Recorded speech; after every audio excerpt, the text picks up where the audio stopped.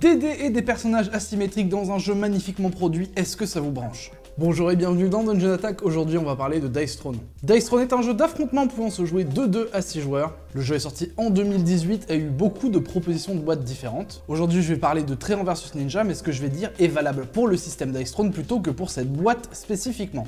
Ne vous inquiétez pas, j'ai bien entendu jouer plusieurs personnages ainsi que plusieurs modes de jeu. L'éditeur de Dice Throne, c'est Lucky Duck Game qui a édité des jeux que j'aime bien comme Flamecraft ou bien Funfair. Et normalement, à l'heure où je tourne cette vidéo, ma review sur Funfair est sortie, j'espère. C'est moi un commentaire pour savoir si la vidéo est sortie. On gratte de l'engagement comme on peut. Bon alors Dice Throne s'est décliné en plein de boîtes comme j'ai dit plus tôt. En fait quand vous achetez une boîte de Dice Throne, vous achetez une boîte pour 2 joueurs qui contient 2 personnages différents. Il existe aussi des box contenant plus de personnages qui permettent de jouer à plus de joueurs.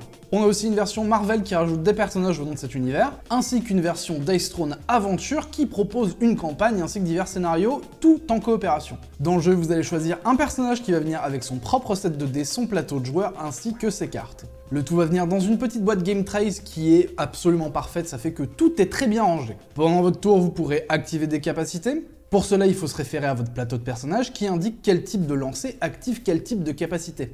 Et vous aurez 3 lancers pour essayer d'activer une de vos capacités. Ça peut être des symboles spécifiques, voire une petite suite ou une grande suite. Vous avez aussi une attaque ultime qui est très puissante, mais qui est difficile à sortir. Mais comme je l'ai dit plus tôt, vous avez aussi une main de cartes, qui peut soit vous aider pour vous lancer, vous rajouter des bonus ou enlever des malus, mais aussi des cartes amélioration qui boostent vos capacités. Pour cela, vous devrez les payer avec des points que vous gagnez au début de chaque tour. Le but du jeu étant bien entendu de réduire les points de vie de votre adversaire à 0. Vous allez commencer la partie avec 50 points de vie, 2 points de combat, qui sont la ressource vous permettant de jouer des cartes, et 4 cartes, justement. Le jeu se divise en 8 phases. Vous avez la phase d'entretien, c'est la phase où vous allez résoudre les altérations d'état, ou bien la capacité passive de votre personnage. La phase de revenu qui va vous faire piocher une carte ainsi que gagner un point de combat. Encore une fois, c'est la ressource qui vous permet de jouer des cartes. La phase principale vous permettra justement de jouer les dites cartes. Ensuite, on a la phase de lancer offensif. Là, c'est le moment de préparer vos dés et de vous en remettre à la chance. Vous aurez 3 tentatives de lancer pour avoir un résultat qui vous convient. Ensuite, la phase de lancer de ciblage, qui n'existe pas quand vous jouez à 2, en fait, elle vous permet de définir la cible de votre attaque si vous êtes 3 ou 4. Enfin non, si vous êtes 4, parce que 3, ça marche pas trop. Votre adversaire ne va pas se contenter d'encaisser, il a un lancer défensif qui lui permettra d'avoir différents effets en fonction de son personnage. Votre adversaire devra se reporter sur son plateau de joueur pour voir quel est son effet défensif. Par exemple, le Tréant jettera 3 dés sur chaque symbole réussi, il préviendra un dégât, et s'il fait 2 feuilles, il fera croître un esprit. C'est un pouvoir spécifique du Tréant.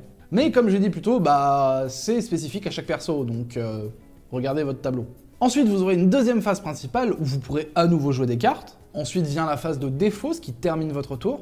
Vous devrez défausser des cartes pour en avoir 6 ou moins dans votre main. Bon, comme d'hab, on a fait un survol des règles. J'essaie de garder ça le plus petit possible, histoire que ce soit pas trop pénible. Si vous voulez un gameplay de Dice Throne, n'hésitez pas à me le demander en commentaire et on verra ce qu'on peut faire.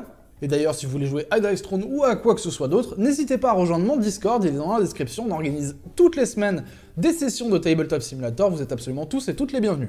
Bon, allez, on passe à mon avis. Bon, alors j'adore les visuels du jeu. Ça a vraiment son propre style visuel et je le trouve vraiment super réussi.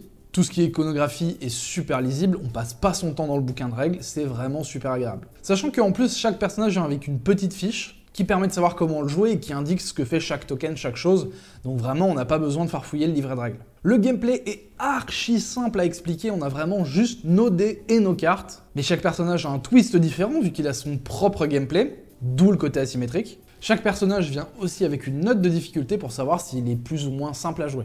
Même si les plus difficiles sont vraiment pas insurmontables, on est quand même face à un jeu qui est plutôt simple. Simple, mais qui a suffisamment à proposer pour qu'il reste intéressant. Certes, on a le facteur chance avec les dés qui peut déplaire à certains, mais avec notre main de cartes, on a suffisamment de possibilités de rattraper la chance. On a aussi une petite mécanique de push your luck, est-ce qu'on veut s'arrêter maintenant et avoir notre résultat, ou continuer et essayer d'avoir une petite suite, une grande suite, ou éventuellement l'attaque ultime. Ça rend le jeu assez fun, cette mécanique de push your luck. Alors j'ai pu tester le jeu en 1v1, en 2v2, et je trouve le mode 2v2 vraiment chouette. Ça permet d'avoir un petit élément de coopération avec la personne avec qui on joue. On a joué du coup, pour le 2v2, on a joué au mode officiel par l'éditeur originel sur Tabletop Simulator. Le mode est vraiment super bien fait, c'est super agréable. Comme je l'ai dit tout à l'heure, si vous voulez nous rejoindre, il y a le Discord d'ailleurs pour jouer avec nous à Tabletop Simulator. Mais en vrai, je préfère le mode 1v1 parce que ça va un petit peu plus vite. Et en mode 4 joueurs, on ne choisit pas forcément la cible qu'on attaque, donc ça, c'est un bon point et un mauvais point.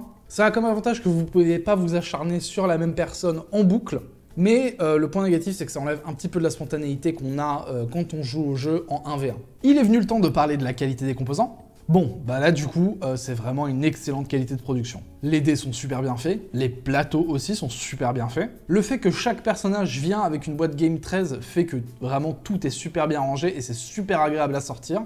Ça fait aussi que si vous connaissez quelqu'un qui a aussi Dice Throne et que vous voulez juste emmener un personnage pour aller jouer chez lui, eh ben vous avez juste à emmener la petite boîte Game 13 et vous êtes tranquille. Et du coup, oui, le rapport qualité-prix est vraiment bon pour la qualité de production qui est proposée. En conclusion, Dice Throne, c'est un jeu simple à apprendre qui va pouvoir convenir à des débutants comme à des joueurs un tout petit peu plus experts. Si vous cherchez un jeu d'affrontement rapide avec des dés, je ne peux que vous recommander Dice Throne.